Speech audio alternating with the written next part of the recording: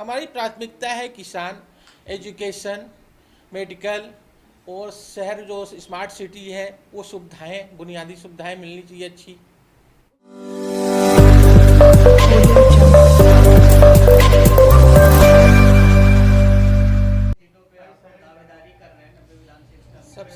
सबसे पहले सभी पत्रकारगणों भाइयों को और बहन भाइयों को हमारा नमस्कार और बहुत बहुत धन्यवाद कि आप लोग ने आज समय दिया है हमें। और बताएं कितने सीटों पे आप अभी दावेदारी कर रहे हैं? अभी हम करीब 45 सीट पे लड़ाने की तैयारी कर रहे हैं। 34 सीट पे अपन टिकट दे चुके हैं, बकाया सीट है जो कल तक में बी फॉर्म दे दिया जाएगा। क्या तैयारी है और कैसे आप लड़ेंगे, कैसे? रायपुर मतलब छत्तीसगढ़ प्रदेश में जो लगातार 15 साल बीजेपी का राज था, 5 साल कांग्रेस का राज था, इसमें जो कमी है कि लगातार भ्रष्टाचार काफ़ी तेज़ी से हो रहा है, फिजूल खर्च ज़्यादा बढ़ रहा है और जो काम होना चाहिए व्यक्तिगत वो काम शहर के अंदर हो नहीं रहा है। जैसे स्मार्ट सिटी का नाम दिया, स्मार्ट सिटी का फंड आया, लेकिन स्मार्ट किससे सिटी बनेगी उसको सरकार के लोगों को यही पता नहीं कि स्मार्ट किससे बनेगी। स्मार्ट सिटी में क्या क्या चीज़ों की ज़रूरत है। सबसे पहले तो अपने को स्मार्ट सिटी में रास्ते का पहले प्रावधान रखना चाहिए, फिर नाली का रखना चाहिए जिससे कि नाली पैक रहे। उसके बाद भविष्य में जैसे भी मेट्रो आ रही है तो मेट्रो का भी व्यवस्था अभी से रखना चाहिए कि भाई मेट्रो के लिए अगर भविष्य में अपन बनाना है तो किसी को तोड़ फोड़ ना करना पड़े, एक ही बार में काम हो जाए।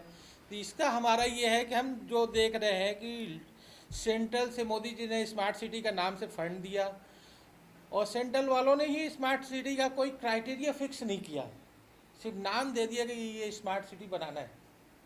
स्मार्ट सिटी में क्या चाहिए वो चीज़ उन्होंने क्राइटेरिया फिक्स नहीं किया। और ये सब हमारे भारतवर्ष के हर नागरिक के जेब का पैसा है। हम ये मत सोचिए कि हमारा है या पत्रकारगण का नहीं है या आम लोगों का नहीं है, सबका पैसा आता है तब सिस्टम सरकार चलता है। तो सबसे पहले कि अपना छत्तीसगढ़ राज्य बना, छत्तीसगढ़ रायपुर में जब राजधानी बनी तो आज भी उसी दिखती, बिल्डिंग ठीक बन गई, लेकिन जो मेन चीज़ें हैं उनमें कहीं फोकस नहीं है। हमारा पर्सनल सोच है कि हम कम से कम 400-500 फीट की रोडें बनाएं, मेन सर्विस रोड छोड़ के मेन रोड जो है 400-500 फीट में रहे, जिसमें मेट्रो का भी प्रावधान रहे और पार्किंग का भी प्रावधान रहे, उसके बाद पार्क का भी प्रावधान रहे और भविष्य के हिसाब से भी 100-200 फीट का अपन प्रावधान रखें कि जब कभी चौड़ीकरण की ज़रूरत हो वो हो। क्योंकि एक ही बार अगर पैसा लगेगा तो ये जो अपना दोबारा बार बार तोड़ते हैं और बनाते हैं वो फंड जो जिस तरीके से आप बता रहे हैं ऐसी सड़कें होने चाहिए, क्या आपके घोषणा पत्र में होगा कि छत्तीसगढ़ में अगर आपकी सरकार बनती है? 100%। देखिए आज आपको बता दूं 2009 में मैं लोकसभा लड़ा तो आपके यहाँ हमने मेडिकल कार्ड घोषणा किया जो आज स्मार्ट कार्ड के नाम से बना, राज्य सरकार चलाई और सेंट्रल आज उसको आयुष्मान कार्ड की, तो हम अपने विवेक से तो बनाए, घोषणा किए। और इसके बाद हमने उसमें आपके यहाँ डायलिसिस मशीन नहीं थी छत्तीसगढ़ में। आप 45 सीटों पर लड़ने वाले हैं, कितने सीट आपके दावेदारी में है कि आप जीत सकते हैं? 45 सीटों में हमने दावेदारी की है। हम सम्मानी मतदाताओं से आपके द्वारा निवेदन करते हैं कि अगर उनका सहयोग रहा, देखिए ये तो हमारे बटन दबाने से तो होगा नहीं, हमारे छत्तीसगढ़ के सम्मानी मतदाता अगर ये चीज़ को जान जाएं कि अन्य लोगों को भी मौका दें, क्योंकि अगर अन्य लोगों को मौका नहीं देते तो भ्रष्टाचार लगातार बढ़ता है और 100% है, 5 उंगली है, 5 के काम अलग हैं। गुप्ता जी, कृषि प्रधान इस राज्य में किसानों के लिए प्रमुख क्या आपकी सोच योजना है?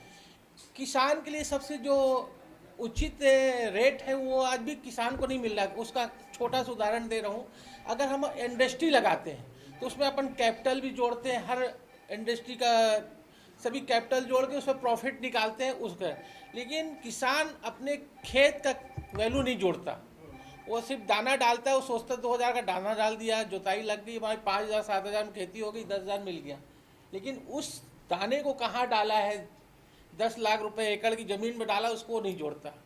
तो हमारा ये सोचना है कि जिस तरह महंगाई में, भ्रष्टाचार में आदमी महंगे महंगे अनाज लेके खाता है, उसका डायरेक्ट फ़ायदा किसान को मिले, अभी बिचौलियों को मिलता है।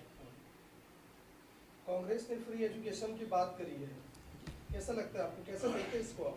नहीं, फ्री एजुकेशन तो इनको बहुत पहले से कर देना चाहिए, क्योंकि जो आज छोटे बड़े की खाई है सामाजिक। तो हमारा जो व्यक्तिगत हमारी सोच है कि जो पिछड़े लोग हैं उनको आप एजुकेशन अपने फ्री दो, मेडिकल ट्रीटमेंट फ्री दो, रेजिडेंशियल आप फ्री दो, लेकिन एक उम्र के बाद उनको आप फ्री छोड़ दीजिए। जब एजुकेशन उनका कंप्लीट हो जाए तब उनको छोड़ दिया जाए फ्री में मैदान में, जिससे जो काबिलियत जिस पे हो उस आधार पे ही वो चिन्हित हो। कांग्रेस पार्टी ने अभी किसानों को कर्ज माफी का जो तुरुप का एक्का उन्होंने खोल दिया है, तो आपकी पार्टी उसको लेकर के क्या विचार बनाती है और किस पर मतलब जो तुरुप का एक्का आपका क्या होगा? नहीं, तुरुप का एक्का इसको नहीं बोल सकते अपन। हम ये बोलते हैं कि किसानों की व्यक्तिगत सच्चाई है कि बहुत दयनीय स्थिति है, बहुत दयनीय स्थिति है। किसानों के पास ज़मीनें नहीं बच रही हैं। क्यों? उनकी ज़रूरतें पूरी नहीं हो रही। उस अनाज को पैदा करके लोगों को बेचने के बाद उसकी ज़रूरतें पूरी नहीं हो पा रही, इसलिए आज किसान पीछे चला जा रहा है, उनके पास ज़मीनें नहीं बच रही हैं। आपकी प्राथमिकता क्या क्या है? हमारी प्राथमिकता है किसान, एजुकेशन, मेडिकल और शहर जो स्मार्ट सिटी है वो सुविधाएं, बुनियादी सुविधाएं मिलनी चाहिए अच्छी। गुप्ता जी, शराबबंदी पे क्या बोलेंगे? शराबबंदी बिल्कुल सही पूछे आपने, बहुत अच्छी चीज़ है। नशा तो हमारे छत्तीसगढ़ के, भारत देश में नहीं होना चाहिए। गारंटी दे रहे शराब आपकी अगर सत्ता आती है छत्तीसगढ़ में, तो क्या आप पूर्ण रूप से शराबबंदी करेंगे? ऐसे तो लोग धोखा दे देते बोल के, लेकिन हमारी व्यक्तिगत है 100% बंद होना चाहिए। होगी डन बिल्कुल नहीं। गुप्ता जी, बिहार में और गुजरात में शराबबंदी है, बिहार में और गुजरात में शराबबंदी है, फिर भी लोगों की जो मृत्यु है शराब पी के बहुत हो रहा है। यानी जहाँ जहाँ शराबबंदी भी हुई तब भी हालात आप देखेंगे तो अच्छा नहीं कह सकते। नहीं, ये शराबबंदी होना चाहिए। और बिहार की आप बात की है तो ये यहाँ भी ऐसा था। आप कोरोना काल लोग सब कोई भूल गए। इस कोरोना काल में बेचारों के जो 100 रुपये की शराब थी वो 500 रुपये में लोग खरीद के पिए हैं। मतलब वो गरीब तबके के जो वोट बैंक हैं एक्चुअल में दोनों पार्टियों के, उनको इन दोनों पार्टियों के बिचौलियों ने लूटा। उस चीज़ को आज भूल गए, उस कोरोना काल की मुद्दे को भूल गए, दोनों साइलेंट हो गए, बिल्कुल मिली भगत के हिसाब से कोई चर्चा ही नहीं कर रहा है। आप सोचिए 3 साल तक ये शराब को महंगा बेच के नोट कमाए हैं बिचौलिए लोग, और वो गरीब लोग लूटे हैं। और आज इसी शराब को चुनाव में फिर बांटेंगे और वोट लेंगे। लेकिन हम उन गरीब वर्ग से और सभी वर्गों से निवेदन करते हैं आपके माध्यम से कि वो कोरोना काल का याद करके कि ये वही लोग हैं, चाहे वो विपक्ष में हों चाहे सत्ता में रहे हों, दोनों की बराबर भागीदारी रही है। और भागीदारी में इनको जो लूट के 100 की चीज़ 500 रुपये में पिए। आज सोचिए जो लेबर कास्ट उस समय 300 रुपये नहीं कमा पा रहा था, कहीं से मार धाड़ करके, चोरी चमारी करके, उधारी लेके, जैसे भी करके अपना इच्छाएं पूर्ति की, शराब पिए, उसमें भी इन लोगों ने लूटा है उस कार्यकाल में। मतलब इससे दुर्भाग्य बात कुछ हो नहीं सकती कि दोनों सरकार, सत्ताधारी और विपक्ष दोनों ने बड़ा गंदा काम किया है। किन मुद्दों को लेकर जाएंगे जनता के प्रत्याशी है ना, मुद्दे क्या रहेंगे? पश्चिम विधानसभा में मेरे जो मुद्दे हैं, मेरा पश्चिम विधानसभा से मेरा फोकस नहीं है, हमारा छत्तीसगढ़ से फोकस है।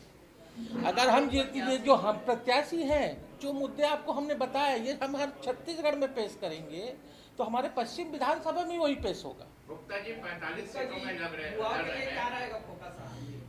युवाओं के लिए देखिए, आज हमारे समाज में जैसे हम बता रहे हैं कि आज बेरोजगारी बढ़ गई।